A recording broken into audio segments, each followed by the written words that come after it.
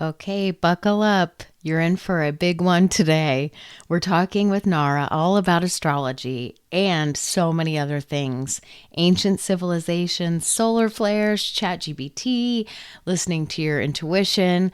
We cover so much and it's absolutely fascinating. This is for anyone. It's what to expect for 2026. She touches on the attitudes to have and events that could potentially happen based on what she sees in the sky. So I hope you enjoy it as much as I did. All right, guys, here we go. Welcome to another episode of Dawnversations. Today we have Nara, but she says her name way more eloquently. Can you go ahead and tell everybody your name? Of course, yes. Narayana Montúfar. Awesome. Welcome. Thank you for being here. Can you introduce yourself and tell people a little bit about yourself, and then we'll get into it? Of course. So I am originally from Mexico City. I was born there on 11/11. And the reason why I say that is because it was kind of like, wow, there's something to that. So I was always into astrology, but I never really dived into it until in 2007. In 2007, I moved to California and I was in music. I'm a music lover, big time. And I had a fleeting career as a music journalist, very short. Um, I didn't like where the industry was going, and I saw a job posting about astrology, and I said, I need to get that job. I was the last person to apply, but I snatched it. And I think that day, my life turned into this direction. So basically, I started as an astrology editor, and I held many different editorial positions. One day I decided that I needed to study and know more about what I was working. Mm-hmm. And that's the other day that my life turned into, that was Yeah. a very pivotal moment in my life. I became obsessed, loved, infatuated with astrology because it explains so much about my journey and it gave me context about the world around me and how to get better at life, how to understand other people. And ever since then, well, I made the switch fully since 2011. Okay. And I've been doing readings professionally since 2018. And yeah, I'm a Scorpio sun with a Leo moon, Taurus rising, and I'm an artist, an Akashic reader, an Egyptian priestess in training, and I'm just obsessed with the cosmos and its relationship to the human experience. So I would say I'm very passionate about helping people, helping their path, understanding themselves and their unique essence. That's a great intro. You are also an author. I have Oh, your yeah. book here. Yes, I thank you. I absolutely love it, and I'm not done. So I'm not going to pretend like I finished it. I love the artistry of it. I don't know if you did all of that, I but did the art direction. it's so pretty to look at. I've really just tried to take it all in, and you really do walk the reader through, holding your hand, walking you through the whys, the whats. I'm getting to the planets now and the effects that they have. But what I really like, of course, is the chart that says you look at your age and then you look down and you can see where all the different transits and things that happen that affect your life and what ages they impact your life, which we had talked before about Saturn return. That's like a big thing for Saturn return. And that's every 30 years. Is that correct? Yes, but once you get to the Saturn cycle, you're gonna understand that Saturn moves in 7 years. You know the 7 year itch? Okay. That's a Saturn.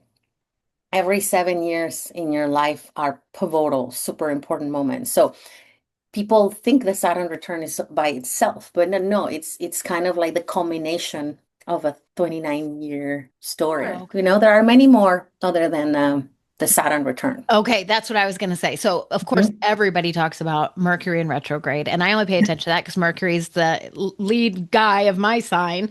So, anytime I hear Mercury, and I really do feel like it impacts me, I try not to get in my head about it, but that's one that's common. People say, "Well, Mercury's in retrograde," but tell me why everybody is so jazzed up about 2026. What is going on? And what's going on right now? Like we're in just this will air, in December, but We're still in November. Things are so weird. Things Yeah. feel very out of balance, very like, what's around the corner? Something, it feels like something's coming. That's to me what it feels like. So, what's going on? What's causing that? Yes, of course. So if you look back into your life, let's just put it into people's perspective a little bit around every time there's like a big transformation, Hmm. every time you're like a big climax, there's kind of an intensity right before it, right? It's kind Yeah, of like woo, woo, woo. It's like a buildup. So what's happening now is that we are coming to the end of many cycles, not just one. everyone. Everybody, like collectively, right? Okay. Collectively, we're coming to the end of many cycles. So I just want to give a little bit of perspective. Everything shifted for humanity in 2020, as you know. Hmm. You know, we had that global pandemic. At the solstice of 2020, we began a 200-year cycle. Okay. We left the era of Earth. I don't want to get too technical because I want people to understand what I'm talking about, but Hmm. we closed 200 years of Earth. With Earth energy is very connected to money, structure, building. You know how everybody talks about how capitalism is dying? That Yeah. that was the era of like production, using the earth to like extract constantly, right? And we Hmm. didn't think about the consequences. That ended. And in 2020, we began the era of air. Okay. So that's why everything's turning more intellectual, learning, the mind, the thought, philosophical, right? Like the air element, it's more about the mind. Hmm. It is also about activism and rebellion and getting together and all of that. So we're basically in that. So we're starting a 200-year cycle. And then between 2023 and 2026, we're been closing other cycles. Just to be exact, Pluto, the planet of transformation, ended a 15-year cycle in 2024, began a 20-year cycle. Then we have another planet ending a 14-year cycle, beginning a new 14-year cycle. Then we have another Saturn ending a 3-year cycle, beginning another 3-year cycle. Then we have Uranus ending an 8-year cycle to begin a new one. And and then on top of that, we have another 35-year cycle resetting. So basically, there's this decomposition of the past. That's why a lot of things seem like they're falling apart, but it's just their end. It's just they're done. Like it's come to an end. Hmm. And because Western society has glamorized the go, go, go, or this isn't working, let's fix it. There's this like perception that this is bad. But in reality, we've come to the end of an era in so many different ways. And 2026 is the year that solidifies the new cycles. So imagine that you're a kid. Let's go back to when we were children. And you go to summer camp. You go to summer camp, everything's fine, everything's normal. And you come back home, and all of a sudden, your parents are totally different. They've remodeled the home, they changed the furniture, they have a new art on the walls. They are also behaving differently, and you're like, what's happening? Hmm. And then all of a sudden, boom, there's a new pet, there's a new dog or a new cat in the house, and you're shocked, right? Because it's Right. shocking. But then you realize that the more you're in that house, the house is better. There's more flow in the house. There's maybe some of the rooms are looking prettier, nicer, more modern. That's what is happening. And the reason why I brought us to childhood, it's because we have so many Aries activations happening next year, and that's the first, literally the first degree of the entire zodiac. So Right. that's major reset that no one else has experienced. No one alive has experienced this, not even astrologer, nobody. And Aries is the baby of the zodiac. It's the Okay. childlike.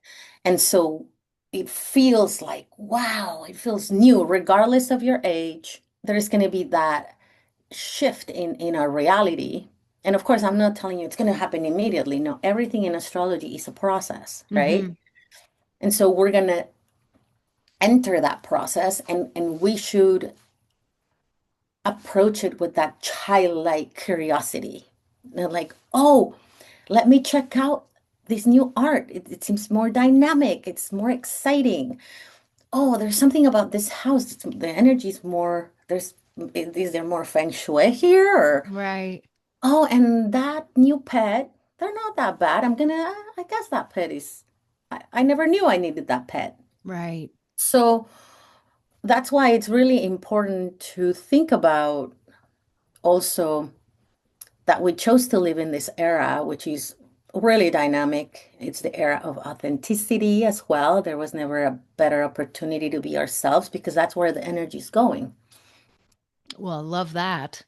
right? It's tiring to see all the facades. Nobody seems real. Everybody seems like they're putting on a front of what is really going on. So it'd be nice to have those masks taken off. There's more an opportunity to decondition behaviors, but also the mind. And that's what Uranus in Gemini is going to do. Okay, so yeah, I am super curious about that because I know it happens. It happens to all the signs, but I just because I am a Gemini have been getting more and more oh gosh, feedback or through my loop, my algorithm, all about how Uranus is coming and it's going to mess with me and it does upheavals and changes your life and all that stuff. And changes, I'm fine with change. I'm pretty Mhm. adaptable. But when people hear change, when I hear change, sometimes it's concerning because it's like, is it bad change? Because change can sometimes be bad or seem bad at the time. So Uranus is, you can think of Uranus as the rebel. In astrology, we work with archetypes. Archetypes are a part of existence. They're one of the oldest concepts. Mm-hmm. You can't even see humanity without the lens of archetypes. Uranus is the rebel, the planet that deconditions you from society, from what you learned through your family.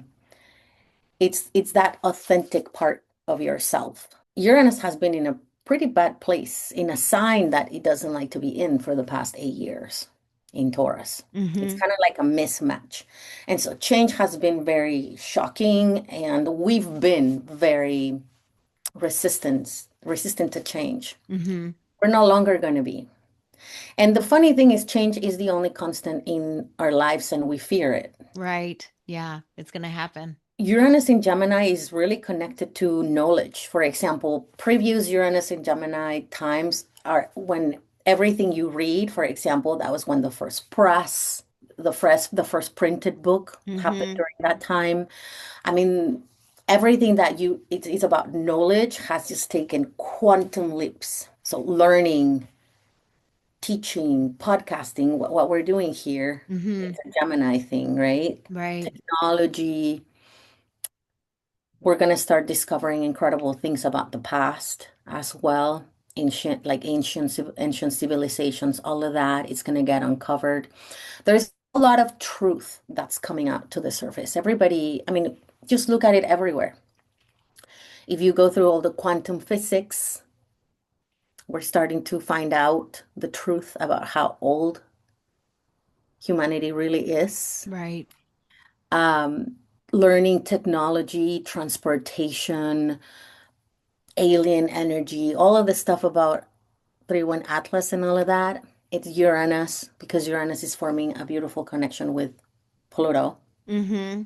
So we're gonna start seeing things that are pretty mind-blowing, but at the same time, there's a lot of freedom. There's a lot of mental freedom that is gonna happen.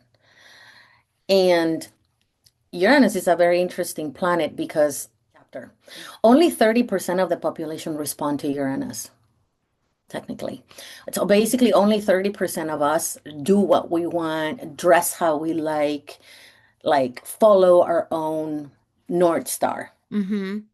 So if you're one of that 30% of the population, you're gonna love 2026 because it's gonna give you room to play, right? To experiment.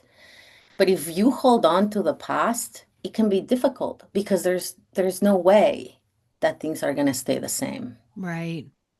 Yeah, it's like that kid is like, can we get the last house? No. Yeah. Yeah. Can we go back That to house where? is it's done. It's over. Like we don't Yeah. need that. We're moving forward. I want to keep talking about future stuff, but really quick, what was happening up in the sky with the planets during COVID 2020? Like, did you see things coming down the pike? Like, oh boy, I'm going to make it up. Jupiter is going to be in a position that it's not usually in. Something big is coming. Or was there any kind of foresight? I mean, yeah. I started studying astrology very seriously in 2017, and people were already talking about 2020. Okay. So that's what I say. Like, look, sorry, but it's like astrology gives you context. We knew something crazy was going to happen. And I will tell you personally, I didn't know it was going to be a pandemic. A French astrologer did predict a pandemic, only one. Mm, We knew it was going to happen. In 2019, I told my husband, I said, we need to go somewhere because we're big world travelers. We need hmm. that. We have a lot of Sagittarian energy. That's kind of one of the glues, right, in our charts. I said, we need to go somewhere because we probably, something crazy is going to happen. So we probably will not be able to go anywhere. Yeah. And he was like in a time of transition in his life. So even though he loves traveling, he was a little, I don't know, I don't know if I like Right. spend the money right now. I was like, trust me, let's go.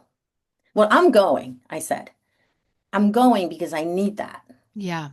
I need that to stay happy and focused. Right. And he said, okay, let's go. And we went to South America. We went to Argentina and Chile. And when we were there, the whole thing, COVID thing started. Oh my, were you able to come back? And we came back and it was awesome because we were already done it. We've been away for 3 weeks. We went to Patagonia. We did the Sagittarian thing. And then lockdown was great because so of course we knew. Everybody knew. All of the astrologers were talking about if you go back in time and you look at predictions for Hmm. 2020, you'll see that there is going to be this crazy conjunction in Capricorn that was going to change people's lives in major ways. And I want to be honest here, not everything was bad. Correct. No, I know, and I'm compassionate about everything that happened and those who passed away. But I want to tell you, some of us had the best year of our lives. I had the best year of my life. That's when my first book came out. Yeah, I agree. I think it was how you dealt with that time that made or, I mean, yeah, some people were very sick, some people died, and that's absolutely terrible. But for the people that were living an average life, maybe they got to tap into their artistic side or get close with family members that were always in and out the door all the time. Maybe some teenagers or just, have family time again. Or I'm sure there was a lot of, for some people, they thrived during it.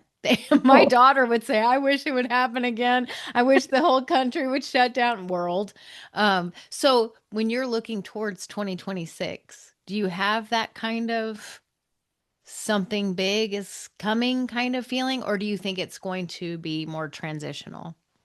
in the Luminous guide that I created for this year, because when I saw it, I thought to myself, something out of the ordinary will probably happen. Mm-hmm. I'm not sure what. I've joked around the aliens doing open landing and things like that, just because I think that since there's a change of paradigm, Mm-hmm. if you look at everybody's saying the same thing, just like when you go to like an astrologer and or anybody, or a psychic or a tarot reader, and you want to get a second opinion, you know, Right. Yeah. just like when you go to doctors, everyone will say the same thing or the same message. The essence of the message is going to be the same, right? Everybody's saying the same. Like, for example, the Vedas, the Kali Yuga just ended. Have you heard about that? No. Like cosmology, we just ended a huge major era that speaks about a really hard time ending. The Okay. psychics are saying the same.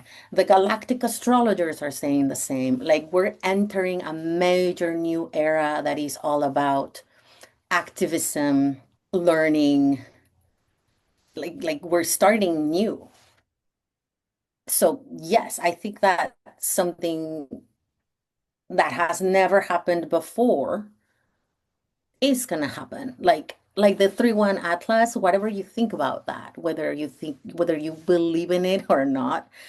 And I invite everybody to like always research and always fact check everything that you see because we're in that era, but like the earth is splitting, like going into like the highest vibration and the lowest vibration. Mm-hmm. We've talked about there's a lot of duality, unfortunately, with Uranus and Gemini. Like there's no gray area, and that is a problem Mm-hmm. because we're becoming very dually. Like, is this good or bad? Are you on that side or that side? It's like, Yeah. no, we need to talk about things. We need Mm-hmm. to converse. We need to create spaces where we are listening to one another's experience. That's really important. Mm-hmm. Um, but I do think that something really radical is going to happen. People are so thirsty for the truth. People are so thirsty for secrets to be unveiled, to find whoever's behind all the lies or all the misinformation. Or, people are really digging, digging, digging. And it's Mhm. like, oh God, they're getting close now. People are out there figuring stuff out, and it's scary, but liberating, but interesting. And I think people just want to stop being lied to. They just want to know the truth. Are there aliens out there? Okay, then just tell us. We can Of handle course, it. there are We're not aliens out there. right, right. But It they would be hide. impossible for them to not be there. But literally, if you go through mathematics, science, I'm not a scientist, but I love that. Yeah. And I'm obsessed with all of that stuff. I'll tell you right away. Of course, there are aliens, many different kinds, and so many different races are way more advanced than we are. Just look at all of the stuff that's coming out. I don't know if you're aware of it, but all the stuff in Egypt. Why do you think everybody's obsessed with going to Egypt, including Right. myself? Yeah, right. Because we're starting to figure out there have been scientists that have been doing this work for a decade or more, and they've silenced them Mm-hmm. because of religion. That's the reality. I don't want to, I'm just stating the facts here. This is not my opinion. That is one of the biggest truths that is going to come out. Mm-hmm. Humanity is much more older than you think, than we've been told. Like the Sphinx in ancient Egypt, it's not like old like they say. They've proved with carbon that it's 25, I think it's 25,000 years old. Wow. That's one of the truths that's going to come out. Yeah. All over the world, they're discovering all these super ancient civilizations like Göbekli Tepe. That's Göbekli Tepe. I mean, look it up. It's mind like Göbekli Tepe shouldn't exist to modern science. And they don't know what to do. They don't know what to say anymore because the truth is, and that's why we're going through so much religion stuff too right now because Mm-hmm. of the conjunction between Saturn and Neptune. Every time that happens, there's some sort of tension around religion or spirituality and things like that, right? Mm-hmm. We're starting to uncover that there was stuff before that because all of that was erased to put this patriarchal, figure. And of course, Jesus existed, but Mm-hmm. it was manipulated. His teachings and all of that were manipulated. So anyway, and people are awakening. I mean, don't you see it all over, all around? Yeah, I do, and it makes me take pause because I don't know if it's my algorithm. I don't know if it's like if something interesting I find interesting, if I sit and watch it long enough, if they're like, "Oh, she likes that. We'll send her more of that. We'll send." Or if it is that it is becoming more and more, I don't even want to say popular. It's just I'm noticing it in the people that I interact with Hmm. that things are changing. I feel it. No, no, no. It's not you. It's happening. You know, Yeah. I'm very lucky to read for an incredible group of people, and it's very varied. But I've had people come to me, oh, in that book. Okay, so read when you get to the Chiron chapter. I am featuring a lot of stories from people Okay. to kind of bring astrology down to earth because without examples, then we're just talking theory, right? Right. In that book, I feature the Chiron story of one of my clients who did not believe in astrology and became a professor. She went from not believing Oh my gosh. to becoming a professional astrologer. Wow. She's a scientist. So many people are like that. And it's not just spirituality, it's what am I doing here? There's a lot of what am I doing here? That's why I launched my soul path reading. When Yeah. was that? I think at the end of 2023. People weren't Googling what's my soul path in 2020. Like Mhm. kind of just started. Now it's one of the most Googled things. What's my soul path? Yeah.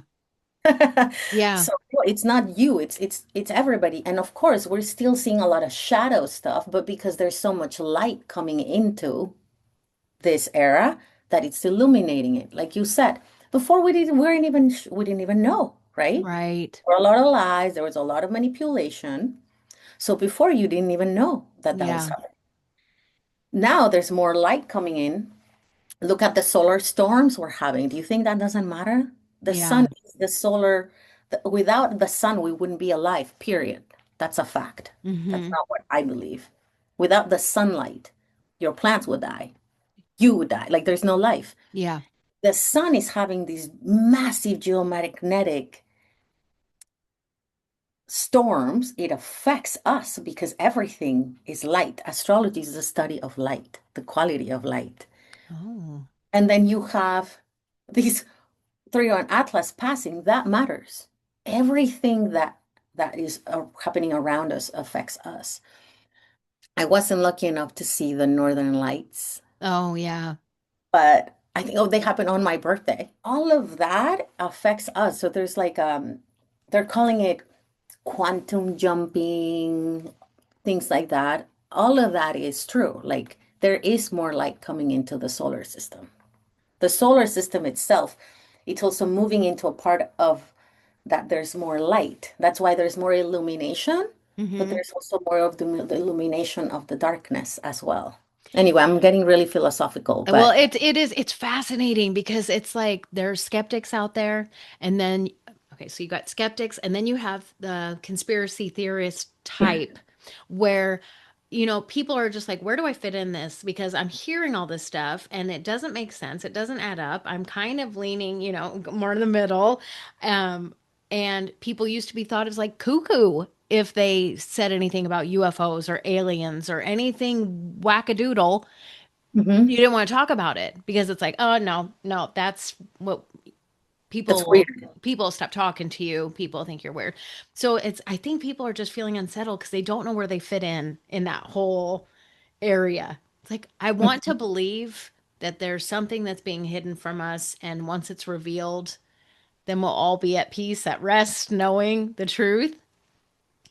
But it seems that we've been lied to for so long, Mhm. you don't even know what to believe. But what Totally. what I do find interesting though is the fact that people are going online and saying, here's a chat GPT prompt to ask about what is my soul path. Here's a prompt to ask about why are we here? Who is God? Is there a God? People want to know that stuff. And now they can from the privacy of their own homes. They can just get on chat GPT and they're asking a computer the big questions. It's fascinating. It's fascinating because it's just like what's happening. See, I don't have anything against ChatGPT or Hmm. AI, and because I know that we have to keep an open mind and an Yes. open heart to make 2026 successful. Period. If you're gonna be like stuck in your ways and all of that, it's gonna feel like a plant that doesn't want to get repotted, right? Yeah, like you have to keep an open mind and an open heart, and you can be successful in 2026. But it's really interesting to me how you can trust technology more than your own intuition and more than nature. That Yeah. to me says there's a disconnection inside of you. The other day, I'm feeling really sassy right now because like Black Moon Lilith is in Scorpio, so I'm in my like, I'm in like sassy era. And I made a reel. I haven't uploaded it, but I will. I made a reel about crystals. Hmm. And it was inspired in one of my friends that told me, this is years ago, and I never let it go because as a Scorpio, I kind of get obsessed with certain things. Right. And he said, I just don't know if I believe in them. And that just got stuck in my brain. And I said, that's a real, right? Yeah. I'm going to send it to him, by the way. It's going to be awesome. How can you not believe in this? It's nature. It's one of the third. There's a human kingdom, vegetable kingdom, mineral kingdom. That's it. We cannot live without the vegetable kingdom, for example. Right. The vegetable kingdom cannot live without the mineral kingdom. The mineral kingdom survives by itself. It doesn't need the other kingdoms. Basically, the most advanced kingdom on our planet is the mineral kingdom. And I said, your computer, the only reason why you and I can do this right now, it's because Hmm. there are crystals in our tech. Right. So you can believe that, right? You're seeing the magic happen, but because you've been conditioned to believe that what you can't see, which is this is a transmitter. Hmm. That's what crystals are. They transmit and they amplify. So my Mac here has a crystal. My phone has a crystal. When you go to the hospitals, there are crystals in the medical gear. Solar panels have crystals. Without crystals, we wouldn't be able to do this. But then you've been conditioned to believe ChatGPT and not nature or your own intuition. So anyway, rant over. But No, it's so true though, listening to your own, but people don't step away from their devices, me, myself included. I'm not, above it, but they don't take the time to just sit in quiet and listen. well, just ask yourself what feels right. Whatever feels right, that's right. Whatever feels to sit. And I'm right there with you. Last night I was at when you emailed me, I was at a bookshop bar that was new to me where they don't admit phones. They have as soon as you walk in, they have a sign and say no phones. And by the way, we do not have Wi-Fi. That's funny. That's awesome, actually. Because there's that return, right? So I think that's what's going to happen in 2026 too, that return to sovereignty, to the self, to the connection. Because like ChatGPT is like, and I use it for certain things because it's really useful. It But is. you have to be really careful with what ChatGPT also tells you. You have to fact check that too. Yes. And what my intuition is telling me to share with you of what I've uncovered as the cosmic detective that I consider to be myself and looking into everything. I think there's also a huge return to the self, to authenticity, to walking one's path and align our careers to what feels right. Have you noticed a lot of people leaving their jobs purposely to follow Um, I to follow haven't. their passion? Right. Yes. Yes. Trying to figure out a way to live their passion, even if they have to do something else as well, Uber, be an Uber driver or whatever, but being able to get out of the 9 to 5. Nobody wants to subscribe to that anymore. And Yeah, I, when I first left that, when I first left my job in corporate America, I felt really good. And then I was like, oh my gosh, I made a mistake. What did I do? And now I feel pretty sure about it because I'm doing what I love. Sometimes I work more, Mhm. but I'm doing something that fulfills me, and nothing can take that away from me. Nobody can fire me. Yeah. Nobody can abuse me. But I'm the CEO, I'm the CFO, I'm the social media manager, so, Yeah, you have to do it all too. Yeah, there's pros and cons. but I'm happier. I'm happier than I was Yeah. before. And I've seen a lot of people coming to readings and trying to figure that out, like this is what lights me up and things like that. So people are really like digging in. And now that we're in Mercury retrograde, it's a perfect time to do that. Mhm. I predicted that this Mercury retrograde was going to be mind-blowing because it's really helping us transition into 2026. Okay. Everything is always happening the way it should. There's a reason for it. And this Mercury retrograde, it's the perfect segue into a year that's gonna just blow your mind. I think people are ready for it. It I feels like it. It does feel like it. So go into 2026 with an open heart. Go in peaceful thoughts. Any other advice? So the how they say your thoughts create your reality. It's a universal law, actually. It's not that like a they say. I shouldn't say they say. No. Mhm. It's one of the universal laws. It's called the law of response, which is like what you put out comes back in, which is Mhm. like in Buddhism and all of that. That is a universal law. It exists. It's always been in place, but it's even more potent for the next 8 years. So what you're thinking, your mind, just think about it this way. In 2026, I believe it's in the spring when it actually happens. The mind is getting like, it's like if you're in one of those like futuristic movies and the mind's like, wow. Your mind's going to be so powerful. Our minds are going to be so powerful. We're going to become more intuitive. We're going to be more in touch with outer realities. And that's why you have to remember, it's really important to remember to not think that, to be aware that your thoughts aren't you. Does that make sense? We're not our thoughts, Yeah.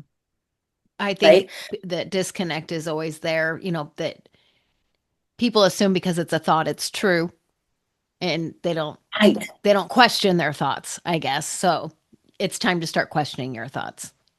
Or also because you're thinking something that doesn't mean that you are. Let's say if you think something bad, Mhm. doesn't mean that you're a bad person. You're just thinking something at that time. Mhm. But also your thoughts are informing your reality more than ever. So it's like positive thinking becomes more kind of like a tool. So the luminous year, when I saw that this year was so wild and something that I've never or anyone alive had experienced, I felt like I needed to do something Yeah. about it. So what I did is I worked on this for a whole month and I basically broke down all of these cycles that I'm telling you about. I mean, you have my book, right? It's in an Mhm. easy, approachable way, Yes. even for somebody that doesn't know astrology. Um, I broke everything down. It's 113 pages, Whoa. but it's geared for astrologers and non-astrologers. So if you're kind of a nerd and want to figure it out, it's there. If you're Mhm. new, it's there too. Um, Kind of like that book that you have written in your stars. And going back to what we were saying, the reason why I created it this way, because I've created a lot of content since Mhm. 2011, been creating content about astrology, but it was really nerdy and it was really focused on prediction. It was very nerdy. There are predictions here, but it's designed to get you more to like groove with it. And I'm talking about grooving because I have from mantras to journal prompts to sensory acts to Mhm. feel all these changes. So to get you out of here, so thinking positive, right? Like I just said, but more into your heart, more into your body, and feel the astrology instead of just trying to predict it or being scared of it. So it's more like grooving with the year. And I'm basically bringing in everything that has helped me, right? From like mantras to rituals to journal prompts. I have seasonal meditations there Mm-hmm. that, for example, they're going to be sound. Those are seasonal. I work a lot with the Egyptian deities. So every season, spring equinox, summer solstice, fall equinox, winter solstice, we're going to work with sound and sound meditations to Mm-hmm. get you in the group. Listening to that meditation is going to be helpful for the whole season. So it's designed to help you feel the astrology instead of just watching it. It's like get outside and do a full moon ritual. Not right now, it's very seasonal, right? But you in the spring and the summer, you'll see a lot of like go on a walk, pick up Mm-hmm. these things, bring them back, and doing little things that to help people kind of align with this. And the cool thing is that a lot of that stuff that's in that guide, it's going to be active for the next decade and even beyond. Because Oh, wow. these cycles that are starting, right, is like an 8-year cycle, a 14-year cycle, a Mm-hmm. 20-year cycle. So a lot of this stuff is still going to be relevant for the next decade. Is there anything else that you want people to know before I let you go, to prepare for 2026 and beyond? I think I've said it all. Okay. Um, in the Luminous Guide, I have two versions. So there's a collective edition, is what I call it, and it's like an instantly downloadable. I'm calling it a living calendar for the Mm-hmm. reasons that I just explained. And then there's a paid version, which is like, oh, I have all of this. Well, what does that mean for me? Yeah. Because I think that also, since we're talking about people awakening, I also think people are over generic horoscopes. For Mm-hmm. some people, they resonate. For some people, they don't, because we're also unique. We all have different charts, right? So it's Right. like the same thing that resonates for you as a Gemini might not resonate for somebody that still has Gemini, but that has stronger Cancer or like Leo, right? Mm-hmm. That Right. happens a lot. So that paid version is like, I'm letting you know how all of those cycles uh, get along with your chart. Okay. When people talk about sun sign, rising sign, moon sign, whatever, is there one that you feel is most important? One particular part of the chart that you feel like really dictates more than anything else? Now, I don't want to choose because it really depends on the person. Okay. Like when you look at the chart, you kind of have to look at the whole harmony. Mm-hmm. It's like trying to pick one sentence of your favorite album or record. Okay. It's like you Yeah. kind of, the whole record is good, right? Yeah. It's like, I All goes love that together. record because every song matters. Right. That's kind of how I see it. And also, it will really depend, like for some people, it will be, I mean, I always look at I would say three things that are extremely important.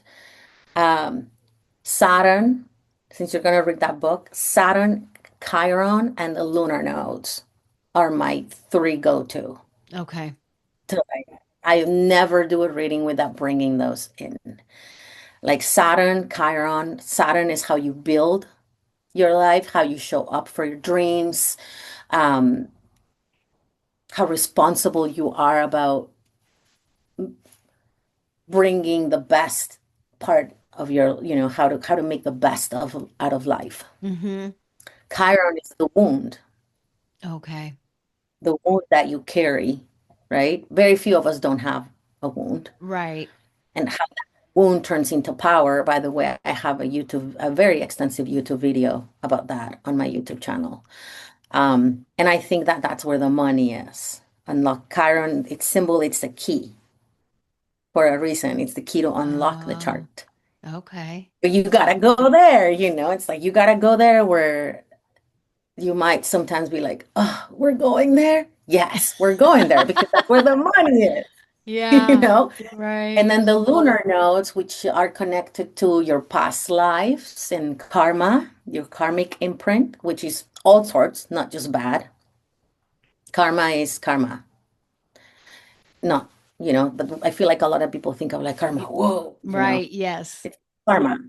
Just signatures, a set of energies that you come to this incarnation from your past lives, and how to incorporate them, how to channel them, how to make use of those past life gifts into this incarnation. That's the lunar Okay. nodes. I say it in that book that those are my favorite. Okay. I Yeah, do a lot I of I work with love I that. love the book Written in Your Stars. You also have one I can't remember the title. I know it's in here, but it's something about the moons. Oh, here. Well, I have it here. It's Moon Signs. It's Moon a signs. book for beginners about working with the moon. And the moon, of course. I want to be honest. I read the moon more than the sun. Because you already know you're a Scorpio. You already know you're a Leo, right? Yeah. That's kind of like, so that's a little bit more conscious. The sun is conscious. The moon is unconscious. The moon is that stuff that you like, I don't know why I did that, but I did it. That's the moon. Right. So I also put a lot of emphasis on the moon. Fascinating. I find it all so fascinating. And I could just listen to you for hours, but tell people where they can find you. You said you have a YouTube channel. So what's that and where can they find you? Yes, I mean, I kind of gave up when I started writing that book. I kind of gave up on my YouTube channel, to be completely honest. I do have some really good videos there that I created before that, which are about the Chiron and the Pluto in Aquarius Hmm. video. That is money. I think it has like 45,000 views. That I would say that would be a video to watch because it will give you a big Yeah. kind of like what I'm just talking about, but in a different way. And I have an Instagram where I post a lot of stuff all the time. I would say that's where I have most of my followers. And I post mini daily horoscopes, kind of like about the energy of the day on my Threads account. I'm starting to notice some action there. And I do all sorts of readings. So astrology readings, Akashic readings, which are more focused on past lives and all of Hmm. that. And I do Egyptian cosmology readings, everything through the lens of astrology. And I have my books that we mentioned. And Awesome. oh, and I make art. I make art about astrology too. Do you? So my art is featured in that the luminous year. I paint birth charts. I do Oh, astrology neat. cosmic. Yeah, you can see those on my website. I have to upload a few that I haven't yet, but yeah, basically people give me their birth info and I create a painting about That is that person's so energy. cool.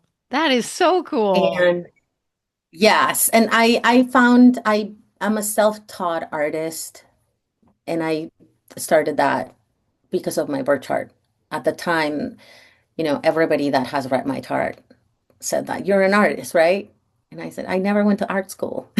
So I said, I guess I gotta do that. And I'm more experience. I'm more about experience. I need to experience things. And so I just started painting and I've done a lot of birth chart paintings and I chose a birth chart painting for each month of the year for that guide. So Wow. you'll see. Obviously, it's changed a little bit. It kind of I had to make it work with like the writing and everything. But you'll Hmm. see some of my art in there. Oh, that's awesome. Well, I'll put everything in the show notes so people can find you, your website, all that stuff. And don't go anywhere.